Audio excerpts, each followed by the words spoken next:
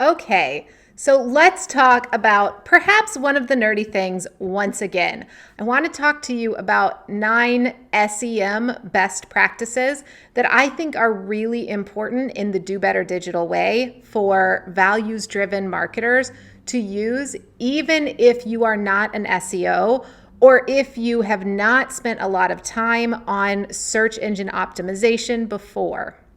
Now, as a reminder, you can go back and listen to some previous episodes over the last few weeks where we dive pretty deep into SEO. That's search engine optimization and what you can and cannot do in a 2021 world to do a really good job at organic reach.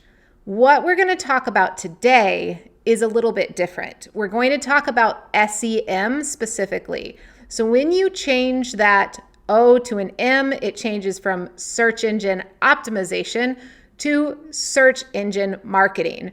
It's really kind of two sides of the same coin at this point. It used to be in the old days that SEO referred to organic, non-paid results, and SEM referred only to paid. But in a 2021 world, what we're really doing, if we're savvy marketers, is SEM all that time. Meaning we are marketing to the entire search engine and we're treating it like a platform.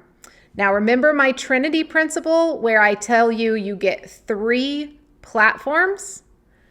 So if you get 3 platforms, if you're going to go after an SEM strategy, then that means search engine marketing in a 2021 world is one of your 3 platforms.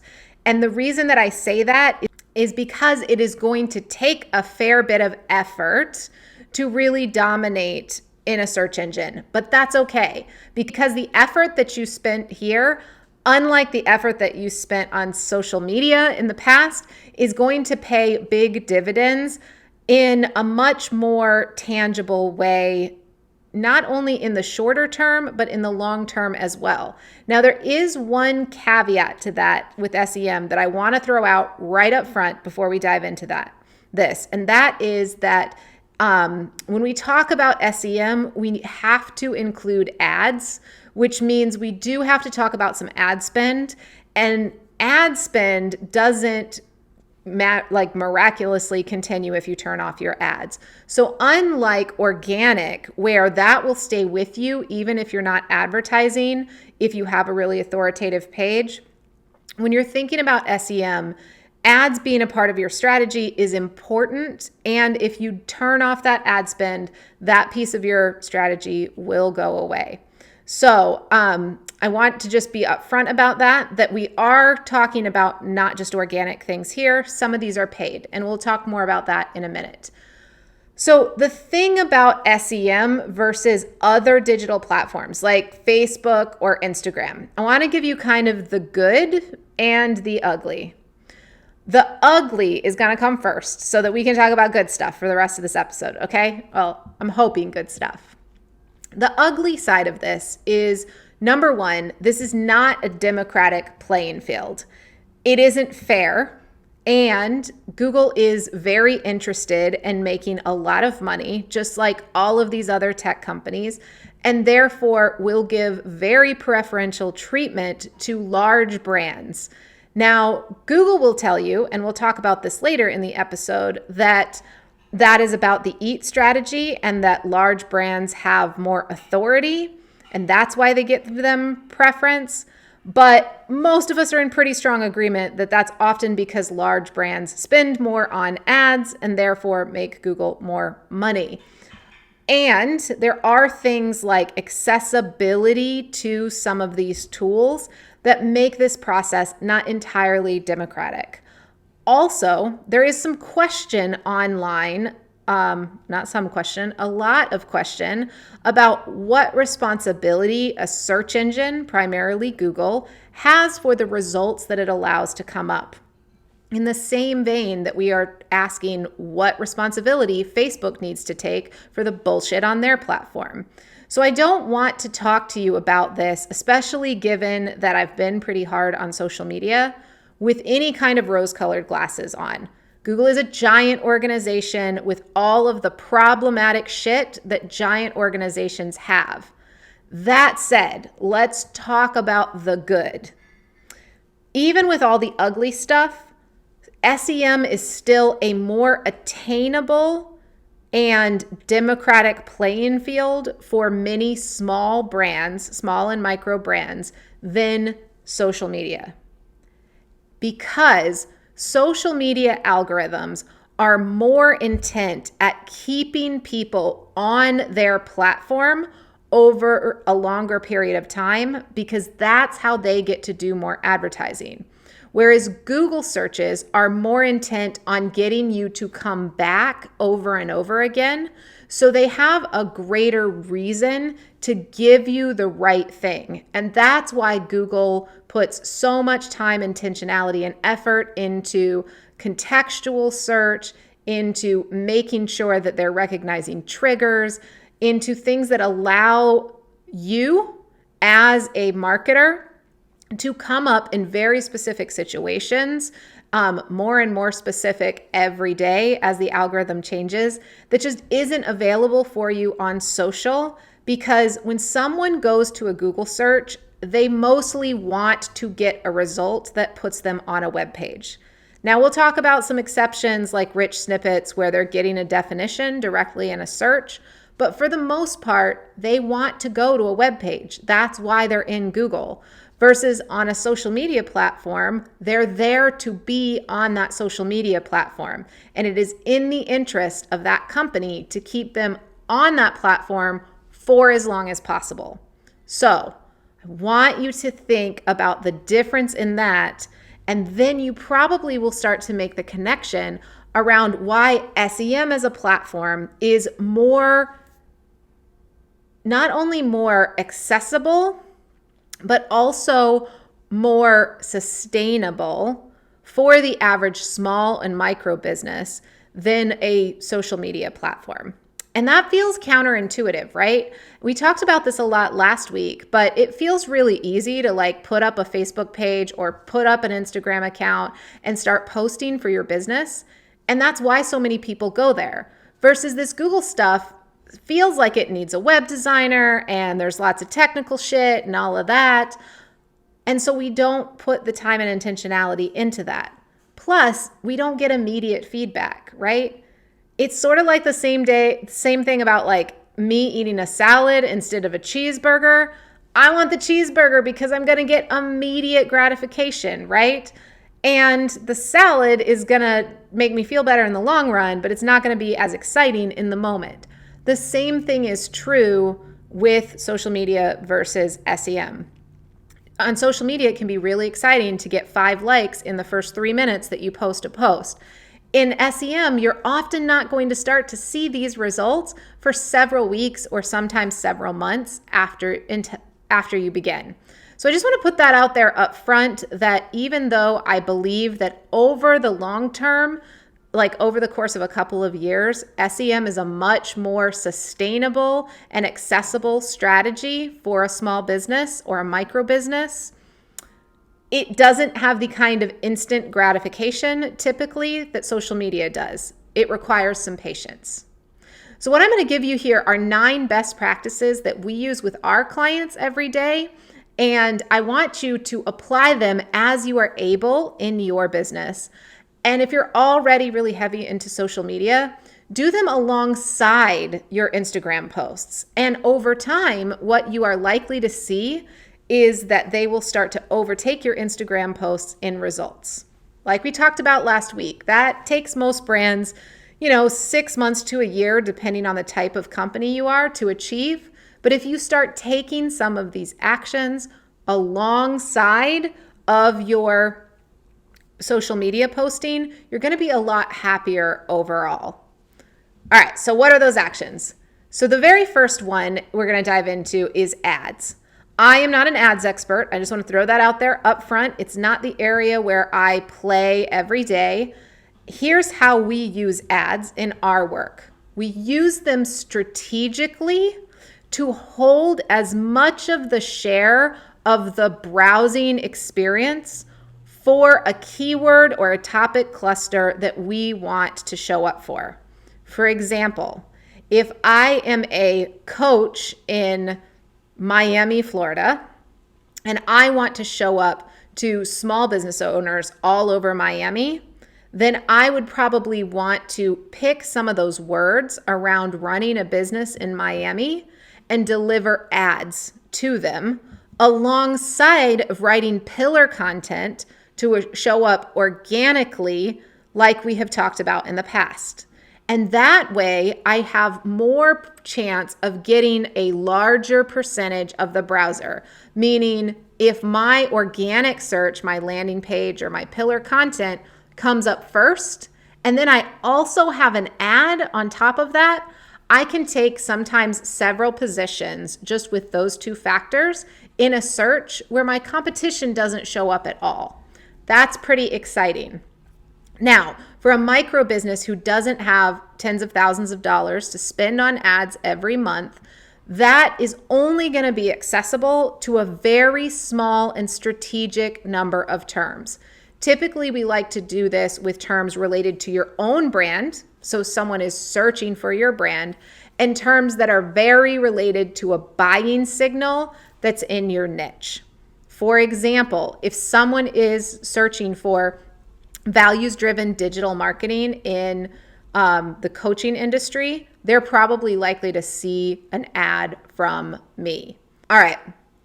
Think about how much you are putting into Facebook or Instagram ads, and think about taking a percentage of that budget and using it strategically towards buying signal ads in Google. Now, a couple of caveats I want to give you about that.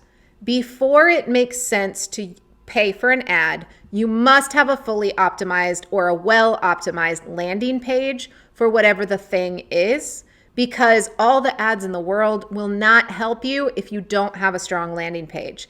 And Google will actually penalize you and charge you more for your ads if you don't have a strong landing page. In fact, if the landing page is awful, Google won't allow you to deliver ads to it at all. So before you go down that route, you do want to make sure that you have a landing page that people respond to. But once you've done that, once you've thought about using ads strategically, the next thing is probably something you've already thought about before, which is doing the YouTube. You're already doing YouTube, right? If you're making videos for Instagram or Facebook or anything at all and you're not using YouTube, why? For those of you who don't know, I know we've talked about this before, YouTube is owned by Google. So Google has a vested interest in making YouTube videos show up. That's why almost every search that you do comes with video search at the top in the organic rankings.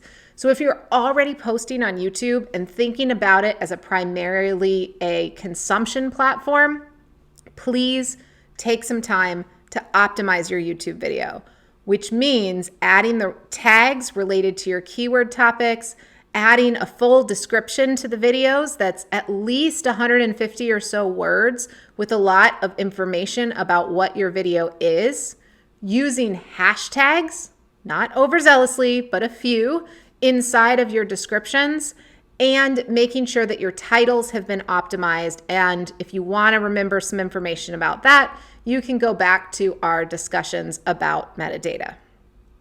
All right. Those YouTube videos are like gold right now. Or not even right now. They have been for several years. So if you're posting videos to YouTube and you're not bothering to optimize them for a Google search, you're really doing a lot of work to miss a huge opportunity. In fact, I bet some of you are watching this on YouTube right now because we put our videos on YouTube specifically to allow for captioning for hearing impaired folks. And bonus, I finally went and bought a 4K I finally went and bought a 4K camera, so hopefully the experience is a little bit better and somebody will watch these for some other reason besides being able to read the captions. All right, that's a side note, but whatevs. So the next thing The third thing after we've done our strategic ads and YouTube is please, I beg of you, do local search. If you are in an area where you care at all or could potentially have clients in your area. So for example, that coach in Miami, you may have clients and market your stuff all around the country, maybe even all around the world. But there are thousands of potential clients just in the Miami area. There are tons of people in Miami who could be your clients. And local search is the number one context. And so many of our national clients, especially those who live in decent sized cities, come to us and they have never even thought about local search. And what they've done is they've listened to some internet marketing person who lives in an internet bubble, who only thinks about stuff on a computer, and totally left local search out of the mix, which is bananas. Because local search is the number one context. If something like 80% of people are searching on their mobile devices every single day, I actually think that number is higher than that. I'd have to go back to the data. Please invest in local search. It costs very little, a couple of hours worth of time. You don't need to do local advertising unless you're a local business to set up a Google My Business profile. There are some caveats about Google My Business. Don't do that BS lying stuff that people used to do where you go get a post office box to pretend you have an office. You don't need to do that. Local search now has in Google My Business service areas where you don't have to have a physical address. You just have to set up your service areas. So go to business.google.com and set up a Google My Business profile if you don't have one, and take the time to completely fill it out. Optimize the info section. Make sure that you've linked to your website. Add calls to action. Add product if you have them. Add photos. Ask some of your clients to give you reviews. This is one of the largest missed opportunities that can get you almost immediate results if you have only been marketing nationally and it makes sense to you to have people in your local area as clients. It doesn't mean they have to come and see you. In 2021 world, half the people are Zooming even when they're 20 minutes away from each other. But it does mean that local context is still the number one context, and you should take advantage of it if you are not. In a search engine marketing strategy, so think about a mobile device. If there is a local context to be offered, that will usually come up directly below the ads. So you'll get ads, and then you'll get a local search, and then you'll get the rest of the organic. So that's the opportunity for you in using local search, is you'll show up before all of those national organics because you've added that local context. So please, if you do nothing else from this episode, think about whether having a local presence makes sense.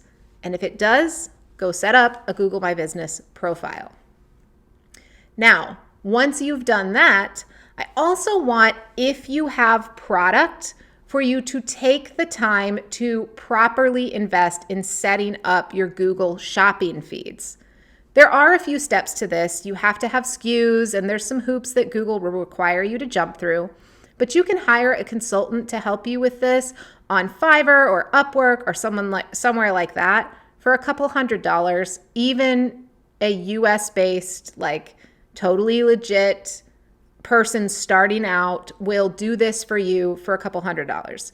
Now, if you've got thousands of products, say you're an e-commerce company with a clothing line, you probably want to hire a more seasoned person to do this. But for many of you who have small product lines, it makes sense, again, in an SEM strategy, to have some Google Shopping set up, have a little bit of budget put towards it. Because if you didn't know, by the way, when a shopping thing comes up in Google, yeah, that's an ad. And that way, again, when someone's making a buying signal, you have a chance at that buy, especially when you use it strategically, like we talked about in step 1. All right, this is one of those like keyword soapboxes that I can get on. I'm going to try really hard not to go too far down this rabbit hole. But number 5 is I want you to deeply connect with intent, not just keywords in your search strategy. Meaning, it doesn't necessarily help you that much to rank for a bunch of keywords related to your business. What's more important is to rank for keywords that are based on intent that is likely to get you a sale or an opt-in. Let me say that again. It does not help you necessarily to rank for a whole bunch of keywords related to your business. For example, if you are a business coach, ranking for the term business coach may not help you at all, and it will be really hard to do. What matters is ranking for the contextual searches that are likely to get you a sale or an email opt-in. Those are very dependent on your personas because they are based on intent. And this is why we will never start a strategy, start working on a campaign, help a client until we have clearly articulated and defined and documented personas. Because an intent changes in search based on a persona. So for example, someone Googling the term business coach could mean almost anything. Someone Googling the term business coach in Miami is looking for a business coach in Miami for whatever reason.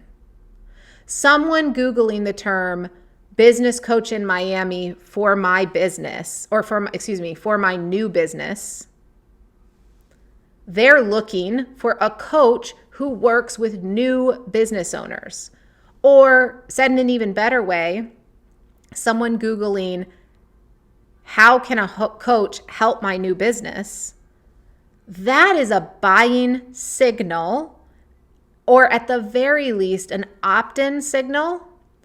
And that intent matters. So when you are thinking about keywords, think about keywords that are really drilled down to buying and opt-in intent. And usually we like to go for those middle of the road length keywords that are like 3 to 5 words. Yes, I know that feels a little bit old school to say, but we're still not there yet with Google in 2021 that completely they can contextualize. There's a lot of contextualizing happening, but we still need to get a little bit more granular than most people do with the keywords that we target. Okay. Once you have thought about intent with your keywords and built that into your content, and by the way, if you need help with that, you can go back to our copywriting episodes. I want you to think about position 0. These are rich snippets, and that refers to when a definition or an FAQ or a recipe or a piece of a news article shows up at the top of a search with just a little link to the website underneath it. When rich snippets first started rolling out, SEOs like me lost our minds because we saw organic traffic to websites plummet. Because if someone was just looking for a definition or just looking for a little bit of information, they would get it directly in their Google search. But here's the thing that I quickly started to find out, and many others like me quickly started to find out. If someone has that buyer intent, someone who's likely to opt in, stay on your page for a while, come back and visit you many times, buy something, they're going to read that definition and or that little description or the beginning of that recipe and click over to the page that was listed there. So position 0 actually helps you to filter a lot of BS traffic. So if you are getting rich snippet traffic, meaning traffic from those snippets in a search, it is likely to be much higher quality than from areas that are purely organic. Let me say that again, because I don't think we think about this all the time. Traffic that comes into your site from a rich snippet is likely to be higher quality, better qualified traffic than traffic that comes from a purely organic or especially from an ad. So please put some intentionality into rich snippets. We talk about this extensively in previous episodes. This is a place to get some help from a web developer or an SEO like me. But getting into those snippets is super important if you're doing a search-based strategy. Now, the next thing is going to get kind of techie, so I'm not going to go into a lot of description, but for number 7, I just want you to know how much this matters. So core web vitals are what we refer to the nuts and bolts vital statistics, just like in a body of your website. And core web vitals, especially going into the summer of 2021 when we've had some big updates around these, they really, really matter, y'all. So if you've seen your traffic to your website go down over the last year, it is often because core web vitals are not where they should be. So what are core web vitals? Those are load time, interactivity, visual stability, mobile friendliness, safe browsing, things like SSL, and getting rid of the intrusive shit known in the techie world as interstitial. Interstitial. Yeah, I always say this word incorrectly. Somebody's going to tell me I said it incorrectly. Basically, it's the intrusive shit that pops up all over the place. The browser notifications and the pop-ups and the this and the that and the please, please, please take all my stuff. That stuff, particularly in a mobile-first world, if it's overdone, will kill your search results. Why? Because consumers hate it and it causes bounce. Core web vitals need to be checked on a regular basis. We check them weekly for our clients, most of them. A few of them we check monthly. I recommend that you check them at least quarterly. And if you don't know how to do that, please reach out to us or go download the cheat sheet for this week and we'll start you on the process. But this is a place where many of us really need a web developer or an SEO to help us at least get started. So again, load time, interactivity, visual stability, mobile friendliness, safe browsing, SSL, and get rid of the intrusive shit. It doesn't mean that you can't have a pop-up. You absolutely can. What you can't have is 15 different pop-ups and a browser notification pop-up and a follow me on social media pop-up. That shit will drive people crazy. You also, on mobile, need to disable pop-ups that cover the whole screen. If you have a pop-up on mobile that covers the whole screen, these are very common if you're using things like SumoMe. You will not show up in a mobile search the way that you should. In fact, you may not show up at all anymore. Make sure that shit is disabled on mobile devices. The 8th thing, now that I've been down that rabbit hole, is I want you to think about your brand in your SEM strategy. And when you think about your brand, I want you to use this acronym from WordStream that they have, I think, articulated very well, which is EAT. That's expertise, authority, and trust. So that Google has been saying constantly that they are giving traffic to brands that have evidence all over the internet that they are trustworthy. This is where we talked at the top of the episode about democratization is not really a thing in search. It's better in search than it is in social in 2021, but it's still not great. Now, Google will tell you that this EAT strategy is because brands with more recognition online are more authoritative. I think that is largely bullshit, as we've seen as big brands fall down constantly. However, this does matter. So I want you to think about these pieces. It matters a lot to Google when it comes to brand search. Brand equity matters in a SEM strategy.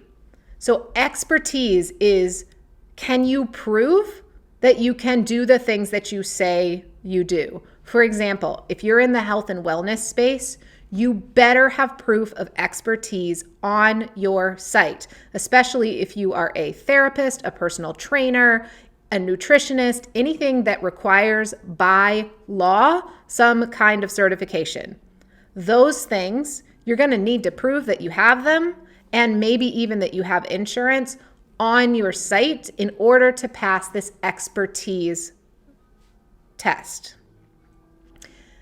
Often, especially in online spaces, I see people with lots of qualifications forget to list those qualifications on their about page. So if you have advanced degrees, certifications that are recognized in your industry, and things that are required by law in your industry, please list them. And if there are numbers associated with them, also list them on your about page. It will help you pass this expertise test. There are other ways, especially for bigger brands, but with small brands, particularly in health and wellness or in finance, this is really important. Then that second one, authority. Authority is a compilation of a lot of different things about how trustworthy your website is and how other people view your website. We actually use a number that we call domain authority, although Google hates that number, to rank a lot of different factors to get one small number that tells us how authoritative a domain is, from 0 to 100. So the higher that domain authority, even though again, Google will tell you that domain authority is not a thing, what I can tell you and what the rest of the SEO community will tell you is that domain authority is a practical way to measure how well you're going to do on any given domain. That domain authority really matters. That is why, as we've talked about before, domains that are old often will show up even when the website is a disaster. Now, that's becoming less true as some of these core vitals on websites become really important. But in general, there are a few things you can't cheat with domain authority, and one of them is age. The older the domain, all things being equal, the better it will perform.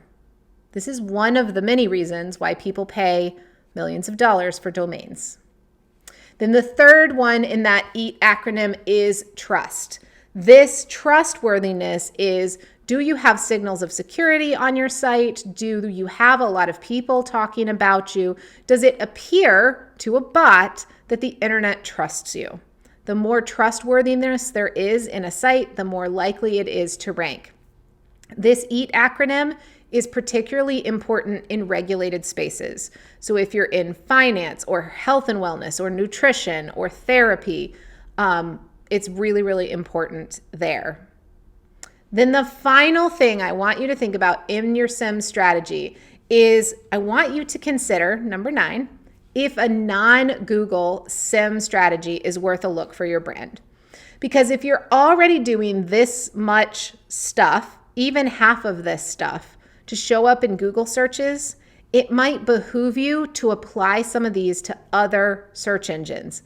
Yes, as we talked about last week, something like 93% of the global search currently belongs to Google.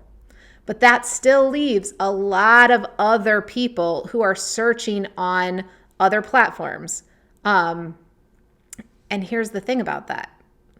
Many of those people, if you are in, particularly if you're in the internet business world, so I'm looking at you online course creators and coaches and healers and consultants, our world and the tech world are the most likely people to be jumping ship from the Google ship to other types of browsers, whether it be things like DuckDuckGo or, well, that's, I feel like, more conservatives, but like other types of browsers that don't allow so much following through the internet, and places like Bing and Safari and things like that. So it is worth a look as to whether or not many of these actions that you're already doing would apply if you just put a little bit of intentionality on another search engine. All right, so that's 9 things you can do. Use ad spend strategically and carefully. Make sure that your YouTube videos are optimized. Please, please, please, please do local search. Deeply connect with intent, not just keywords. Consider setting up Google Shopping if you have product. Make rich snippets and position 0 your friend so that you can qualify and filter some of that traffic. Pay close attention to your core web vitals. Get help with that if you need it. Think EAT, especially if you are in a regulated industry. That's expertise, authority, and trust. And consider if a non-Google strategy is right for your brand. Those are the 9 key core things in 2021 to do to make SEM, that's search engine marketing, a part of your Trinity Principle, your 3 platforms, which I think that you should strongly consider doing so that you can have a more sustainable strategy and not constantly be chasing the social media next big thing. I hope this was helpful to y'all, and I promise you that next week we're coming at you with an episode that is a lot less technical and super exciting about a new thing that we have coming out. So please stay tuned for that. I'll see y'all next week.